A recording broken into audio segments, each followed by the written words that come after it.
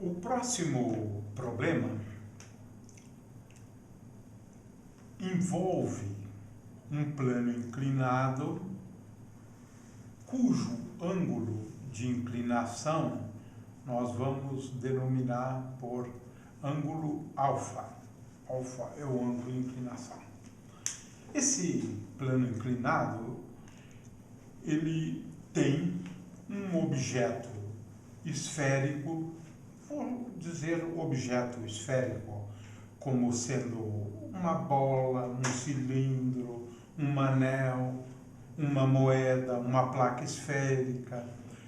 O fato é que esses corpos esféricos, eles são caracterizados por um raio R. R pode ser o raio da esfera, pode ser o raio do cilindro e assim por diante. Vamos imaginar que ele role sem deslizamento. Essa é a primeira restrição que nós estamos fazendo, mas isso simplifica o problema, né? De forma que esse fato faz com que esse ponto de contato com o plano inclinado, ele seja um ponto que está sempre a velocidade igual a zero. Ele está instantaneamente em repouso, né? Assim como um eixo perpendicular a ele. O problema aqui que se coloca é o seguinte: depois que esse cilindro se desloca, podemos pensar aqui como sendo o centro de massa dele, né? Se desloca por uma distância que nós estamos chamando aqui de D. O problema que se coloca é como determinar a velocidade do cilindro, o que significa a velocidade do centro de massa do cilindro, né? E esse problema, então, é aquele de determinar a velocidade quando esse corpo esférico é solto, ou seja, neste ponto aqui, V é igual a zero, o V do centro de massa. E, consequentemente, também ele não está em rotação logo no início.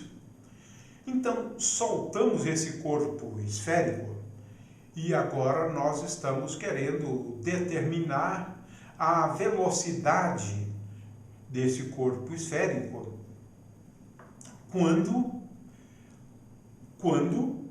ele percorre uma distância d. Ora, existem várias formas de fazer isso, claro, né? A primeira delas é de, por exemplo, determinar a aceleração do corpo rígido, claro, né? Mas existe uma outra forma da gente resolver este problema, né? Vamos designar por H essa altura aqui, né? Veja que nós podemos assegurar, né, que seno do ângulo alfa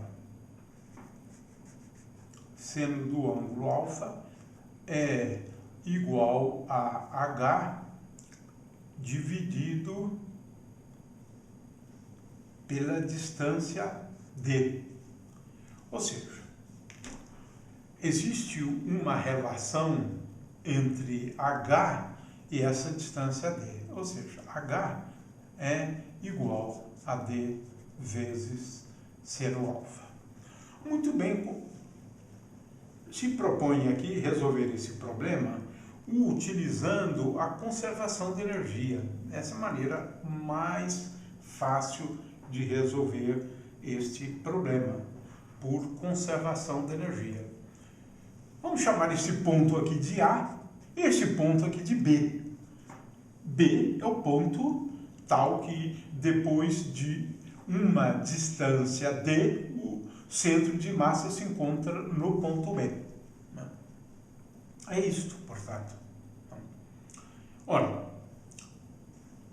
de acordo com a conservação da energia, a energia cinética no ponto A mais a energia cinética mais a energia potencial no ponto A é igual à energia cinética no ponto B mais a energia potencial no ponto B. Agora, veja que no ponto A, a energia cinética é igual a zero. Então, a energia cinética no ponto A é igual a zero. E a energia cinética no ponto B, portanto, ela é igual à diferença de energia potencial entre o ponto A e o ponto B.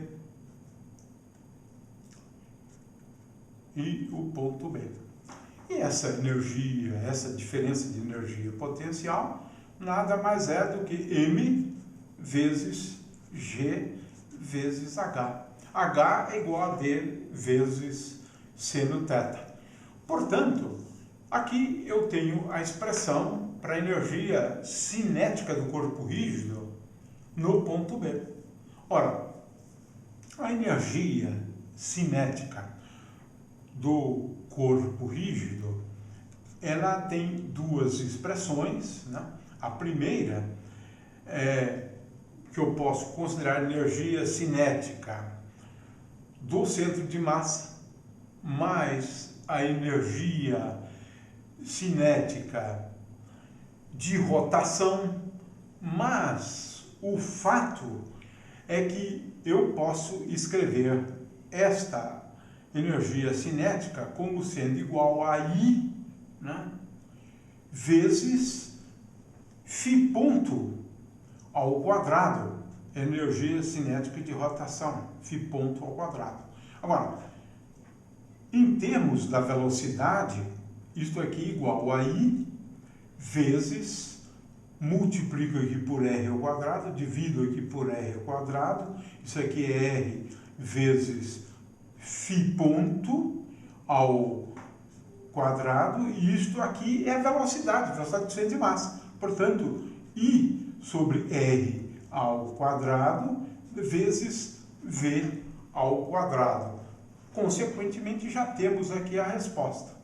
Ou seja, V ao quadrado é igual, eu vou multiplicar aqui por I e por R ao quadrado, e depois eu faço isso, é igual a M vezes G vezes H. Consequentemente, V ao quadrado é igual a R ao quadrado, R é o raio desse corpo esférico, R ao quadrado dividido por I vezes M vezes G vezes H. Eu tenho aqui, portanto, a expressão para velocidade. É claro que depende do corpo esférico e depende de I. O primeiro problema é quem é I. I é a energia, ou melhor, I é o momento de inércia quando eu considero a rotação em torno desse eixo aqui, que é o eixo de rotação instantâneo. Ou seja, I em geral, esse I que está aqui, é igual ao momento de inércia associado a um eixo paralelo a este, passando pelo centro de massa, mais M vezes R ao quadrado. quem é I passando pelo centro de massa? Bom, agora devemos considerar casos particulares, né?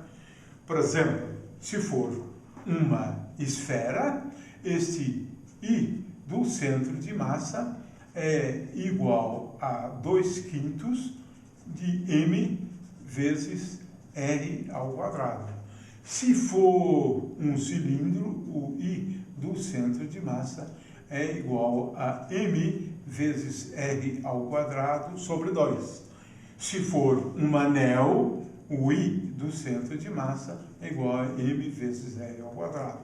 Se for uma moeda bem fininha, o I do centro de massa é igual a m vezes r ao quadrado sobre 2.